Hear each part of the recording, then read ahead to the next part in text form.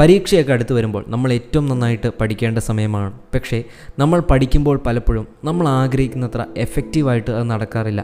നമ്മുടെ study process അത്ര എഫിഷ്യൻ്റായിട്ട് നടക്കാറില്ല.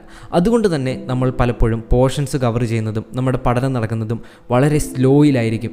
So എങ്ങനെയാണ് സ്പീഡിൽ പഠിക്കുന്നത്, അല്ലെങ്കിൽ എങ്ങനെയാണ് നമ്മുടെ സ്റ്റഡി പ്രോസസ്സ് കുറച്ചുകൂടി സ്പീഡാക്കുന്നത്, ഫാസ്റ്റ് ആക്കുന്നത്? അതിനു വേണ്ടിയിട്ടുള്ള 10 ടിപ്സാണ് ഇന്നത്തെ വീഡിയോയിൽ. ഒന്നാമത്തെ കാര്യം, നോ ദ സ്കെലട്ടൺ.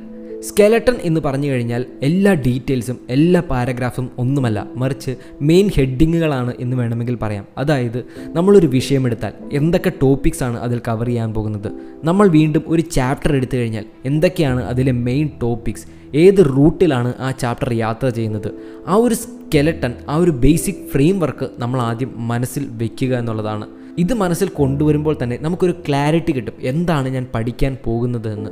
ഇത് നമ്മുടെ സ്റ്റഡി പ്രോസസ്സിനെ കുറച്ചുകൂടി സ്ട്രക്ചേർഡ് ആക്കും, കുറച്ചുകൂടി എളുപ്പമാകും. അതുപോലെ തന്നെ ഇതിനനുസരിച്ച് നമുക്ക് പ്ലാനിങ്ങും ചെയ്യാനായിട്ട് പറ്റും. നന്നായിട്ട് പ്ലാൻ ചെയ്ത് പഠിക്കുക എന്നുള്ളത് നമ്മുടെ സ്റ്റഡി പ്രോസസ്സിന് ഏറ്റവും ഇമ്പോർട്ടൻ്റ് ആയിട്ടുള്ള ഒരു കാര്യമാണ്.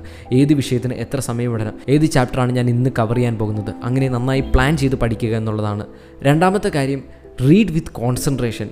നമുക്കറിയാം, റീഡിംഗ് എന്ന് പറയുന്നത് നമ്മുടെ സ്റ്റഡി പ്രോസസ്സിലെ ഏറ്റവും ഇമ്പോർട്ടൻ്റ് ആയിട്ടുള്ള കാര്യങ്ങളിൽ ഒന്നാണ്. നമ്മൾ നല്ല കോൺസെൻട്രേഷനോടെ വായിക്കാനായിട്ട് ശ്രമിക്കുക എന്നുള്ളതാണ്.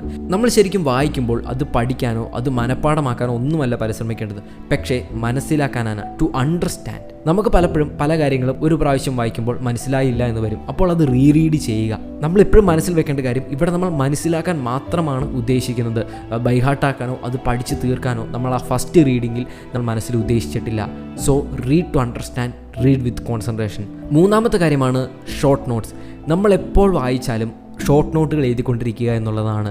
ഈ ഷോർട്ട് നോട്ടുകൾ വളരെ ഡീറ്റെയിൽ ആയിട്ടോ നമ്മുടെ ടീച്ചർമാർ തരുന്ന നോട്ട് പോലും ആവണമെന്നില്ല. പക്ഷേ നമ്മൾ വായിക്കുന്ന മെയിൻ പോയിൻറ്റ്സൊക്കെ ജസ്റ്റ് സ്ക്രിബിൾ ചെയ്ത് പോകുന്നത്, ജസ്റ്റ് എഴുതി പോകുന്നത് നമ്മളെ അത് ഓർത്തിരിക്കാനായിട്ട് സഹായിക്കും. നമ്മുടെ മനസ്സിൽ കുറച്ചുകൂടി ക്ലാരിറ്റി തരാനായിട്ട് സഹായിക്കും. കീ വേർഡ്സ് എഴുതുക, കീ പോയിൻറ്റ്സ് എഴുതുക. ജസ്റ്റ് ഒരു റഫ് പേപ്പർ എടുത്താണെങ്കിൽ പോലും നമ്മളെപ്പോൾ വായിച്ചാലും എഴുതി പോവുക എന്നുള്ളതാണ്. നാലാമത്തെ കാര്യമാണ് ന്യൂമോണിക്സ്. അതായത് നമുക്കറിയാം, പലപ്പോഴും വലിയ ലിസ്റ്റോ വലിയ നമ്പർ ഓഫ് പോയിൻറ്റ്സുകളോ ഒക്കെ വരുമ്പോൾ നമ്മുടെ ബ്രെയിനിന് അത് ഓർത്തിരിക്കാൻ പാടാണ്. അപ്പോൾ അതിനെ ഷോർട്ട് ഫോം ആക്കി ചെറിയ ന്യൂമോണിക് വേർഡുകളായിട്ട് ഉപയോഗിക്കുക എന്നുള്ളതാണ്. ന്യൂമോണിക് വേർഡുകളായിട്ട് ഓർത്തിരിക്കുക എന്നുള്ളതാണ്. നമ്മൾ ഉദ്ദേശിക്കുന്നതിനേക്കാൾ കൂടുതൽ ഒത്തിരി എഫക്റ്റീവാണ് ഈ ഒരു പ്രോസസ്സ്. കാരണം ഒരു കാര്യം നമ്മൾ പഠിക്കുമ്പോൾ 7 പോയിന്റുകളുണ്ട് എന്ന് നമ്മൾ വിചാരിക്കുക. പക്ഷേ ആ 7 പോയിന്റുകളുടെയും ആദ്യത്തെ ലെറ്റേഴ്സ് മാത്രം എടുത്ത് നമ്മളൊരു വേർഡ് ഉണ്ടാക്കി ഒരു ഷോർട്ട് ഫോം ആയിട്ട് ഓർത്തിരിക്കുമ്പോൾ നമ്മുടെ ബ്രെയിനിനെ സംബന്ധിച്ച് അത് മാത്രം ഓർത്തിരുന്നാൽ മതി.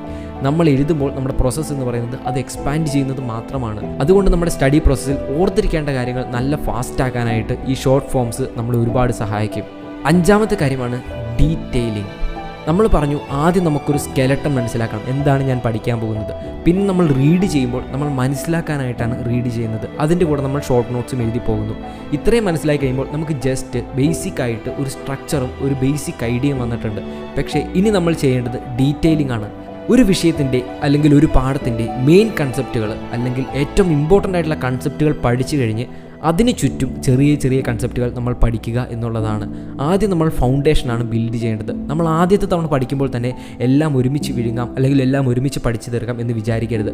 ഒരു ചാപ്റ്ററിലെ മെയിൻ ആയിട്ടുള്ള കാര്യങ്ങൾ പഠിക്കുക. വീണ്ടും ആ ചാപ്റ്റർ നമ്മൾ റിവൈസ് ചെയ്യാൻ വരുമ്പോൾ അല്ലെങ്കിൽ വീണ്ടും പഠിക്കുമ്പോൾ അതിൻ്റെ കൂടെ എലമെൻറ്റ്സ് ആഡ് ചെയ്യുക എന്നുള്ളതാണ്, പോയിൻറ്റ്സ് ആഡ് ചെയ്യുക എന്നുള്ളതാണ്. ഓരോ തവണ നമ്മൾ റിവൈസ് ചെയ്യാൻ വരുമ്പോഴും എന്തെങ്കിലും എക്സ്ട്രാ ആഡ് ചെയ്യുക. ഇത് നമ്മുടെ മെമ്മറി പവറിനെയും ശരിക്കും സഹായിക്കും. ഇനി ആറാമത്തെ കാര്യമാണ് റിവാർഡ് യുവർ സെൽഫ്.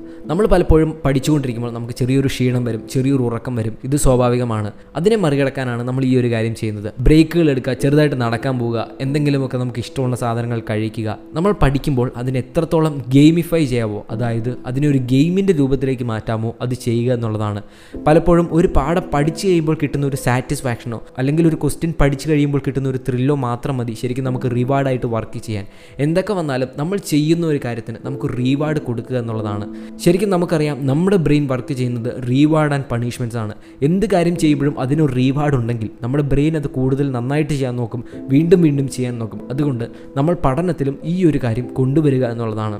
ഏഴാമത്തെ കാര്യമാണ് സ്വിച്ച് ബിറ്റ്വീൻ ഡിഫറെൻറ്റ് മെത്തേഡ്സ്. അതായത് നമുക്കറിയാം, നമുക്ക് പഠിക്കാൻ പല രീതികളുണ്ട്. നമുക്ക് ഉറക്കെ വായിക്കാം, അല്ലെങ്കിൽ സൈലൻ്റ് ആയിട്ട് വായിക്കാം, അല്ലെങ്കിൽ എഴുതി പഠിക്കാം. നമ്മുടെ മൈൻഡ് സെറ്റ് അനുസരിച്ച് ഇത് പലതും ട്രൈ ഔട്ട് ചെയ്യുക എന്നുള്ളതാണ്. ഇത് പലതും മാറി മാറി ചെയ്തുകൊണ്ടിരിക്കുക എന്നുള്ളതാണ്. ചിലപ്പോൾ ഒരു സമയത്ത് വർക്കാവുന്നത് മറ്റൊരു സമയത്ത് നമുക്ക് സ്യൂട്ടബിൾ ആയിരിക്കണമെന്നില്ല. അതുകൊണ്ട് ഇതെല്ലാം മാറി മാറി പരീക്ഷിച്ച് നോക്കുക എന്നുള്ളതാണ്. 8ാമത്തെ കാര്യമാണ് ഗ്രൂപ്പ് സ്റ്റഡി. ഗ്രൂപ്പ് സ്റ്റഡി പഠിക്കാൻ ഏറ്റവും മികച്ച വഴികളിലൊന്നാണ് ഡിസ്കസ് ചെയ്യുന്നത്. പക്ഷേ പലപ്പോഴും നമുക്കറിയാം ഗ്രൂപ്പ് സ്റ്റഡി ചെയ്യുമ്പോൾ നമ്മൾ സംസാരിച്ചിരിക്കാനും കാട് കയറി പോകാനും എല്ലാം നമുക്ക് ടെംപ്റ്റേഷൻ ഉണ്ട്.